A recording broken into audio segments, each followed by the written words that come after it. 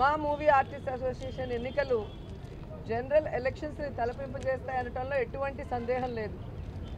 గతంలో మేము ప్రతిసారి ఎన్నికలకి రావటం, మరి ఎన్నికలు జరిగినప్పుడు చాలా ప్రశాంతంగా ఎవరో ఒకరిని డిసైడ్ చేసుకొని ఉంటే బాగుంటుంది అని ముందుకు వెళ్ళటం జరిగింది.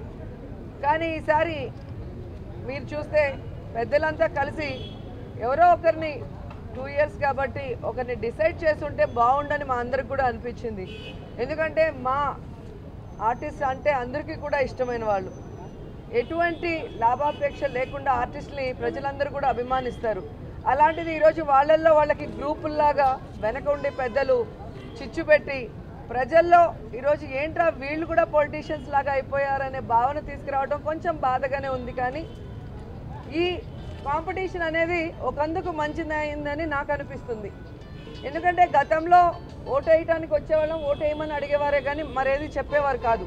కానీ ఈ కాంపిటీషన్ వల్ల ఈ అసోసియేషన్కి నేను ఇది చేస్తాను, ఆర్టిస్టుల భవిష్యత్తు కోసం నేను ఇది చేస్తాను అని చెప్పి వాళ్ళ మేనిఫెస్టోని తీసుకురావడం చాలా మంచి పరిణామం. ఎందుకంటే ఎన్నో సంవత్సరాలుగా ఎంతోమంది పెద్దలు ఒక గౌరవార్థంగా ప్రెసిడెంట్గా ఉన్నారే కానీ ఈ అసోసియేషన్ని డెవలప్ చేయాలి, దీంట్లో ఉన్న పేద కళాకారులకి సహాయం చేయాలి,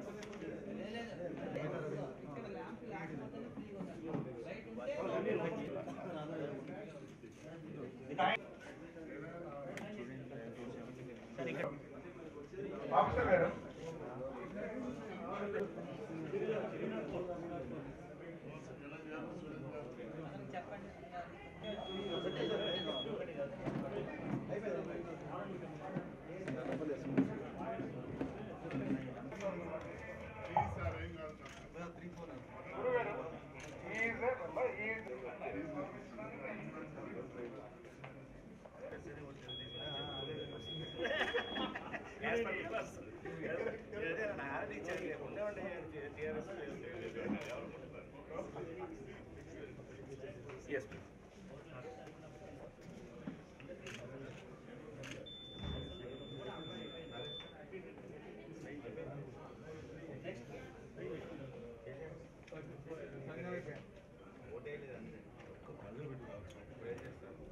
Thank you.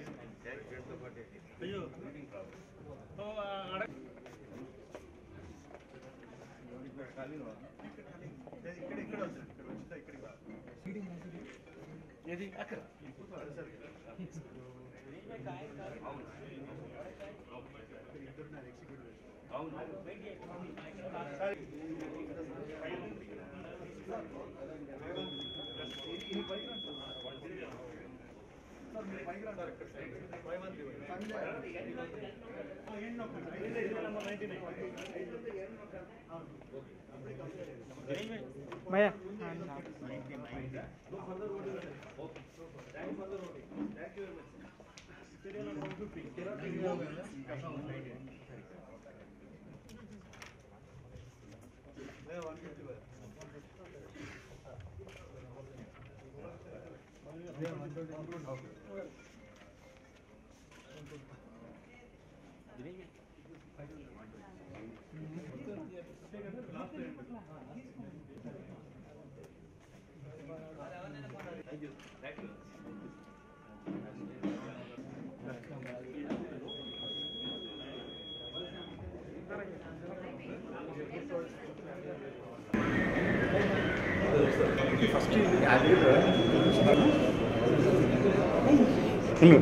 నాకు చాలా సంతోషంగా ఉంది. ఒక మా కుటుంబంగా మూవీ ఆర్టిస్ట్ అసోసియేషన్కి ఇంతమంది ఇంత పెద్ద ఎత్తున వచ్చి ఓట్ చేస్తున్నందుకు నాకు చాలా సంతోషంగా ఉంది.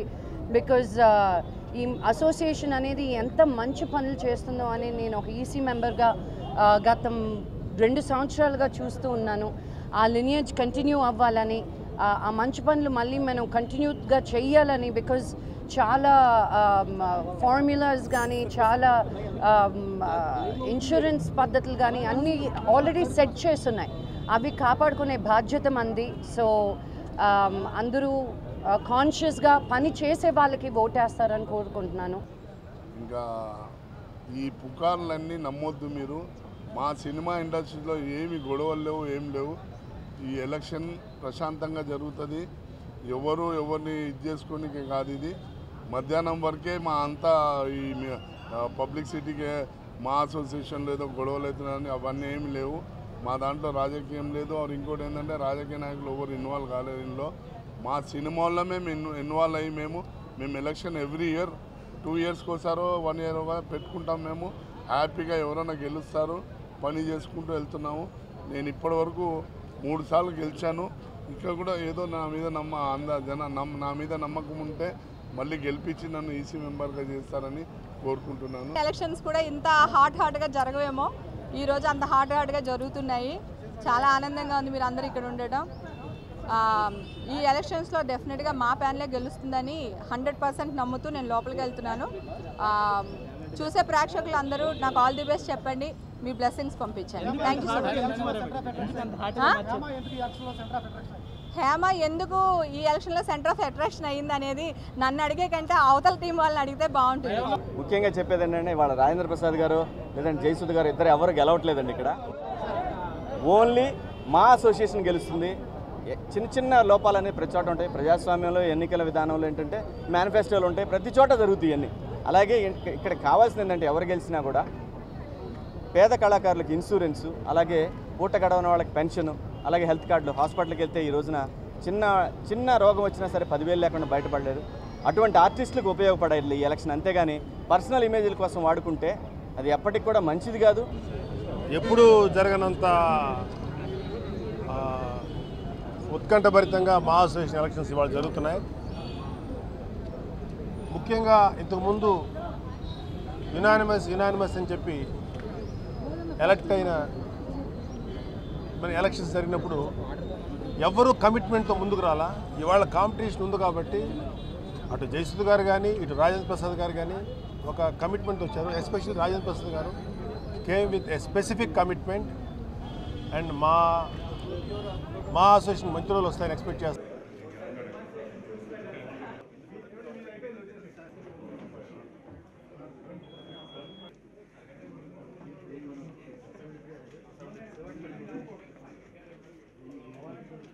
లేకుండా ఏదైనా అసోసియేషన్కి పేరు తెచ్చేలాగా, అసోసియేషన్ ద్వారా ఇండస్ట్రీకి పేరు తెచ్చేలాగా చేయాలని కోరుకుంటున్నారు. ఎవరు గెలిచినా చేస్తారని నమ్మకం కూడా నాకు ఉంది. ఇక్కడ మిగతా మీరు అనుకున్నట్టుగా తగులు కానీ గొడవలు కానీ తిట్టుకోవడాలు కొట్టుకోవడాలు అలాంటి ఏమీ లేవు. అందరూ కలిసి ఉన్నారు, కలిసి ఓటేస్తారు, సరదాగా హ్యాపీగా వెళ్తున్నారు. హ్యాపీగానే ఎలక్షన్ ముగుస్తుంది. తర్వాత రిజల్ట్స్ వచ్చిన తర్వాత ఏం చేయాలనేది మేము అందరం కూర్చొని ఆలోచిస్తాం. Thank you. సభ్యులు ఉన్నది ఓటింగ్ ఉన్నది 702కి మాత్రమే. 702లో ఎప్పుడు ఎలక్షన్ జరిగినా కూడా 40% 50%కి మించి రారు. అంటే ఊర్లో ఉండకపోవచ్చు, కొంతమంది అవుట్డోర్లో ఉండొచ్చు, కొంతమంది రిటైర్ అయిపోయి ఇక్కడి నుంచి ఊర్లో వదిలేసి ఎక్కడో వేరే చోటుకి వెళ్ళిపోవచ్చు. అలాంటివన్నీ కూడా జరుగుతాయి. కాబట్టి ఎప్పుడు కూడా 50% దాటితే చాలా గొప్ప కింద. రిజల్ట్స్ ఎప్పుడు అనౌన్స్ చేస్తారనేది ఎల్లుండి కోర్టులో వాయిదా ఉందండి. ఎల్లుండి డిస్కషన్స్ అయిన తర్వాత కోర్టు జడ్జిమెంట్ ఎప్పుడైనా చేస్తే ఇప్పుడు యాసిస్గా చేసి వాటిలన్నింటిలో కూడా ఈఎంఐలన్నీ కూడా సీల్ చేసి ఒక రూమ్లో సీల్డ్ రూమ్లో పెట్టి ఉంచుతాం. అది కోర్టు ఆర్డర్ రాగానే కౌంటింగ్.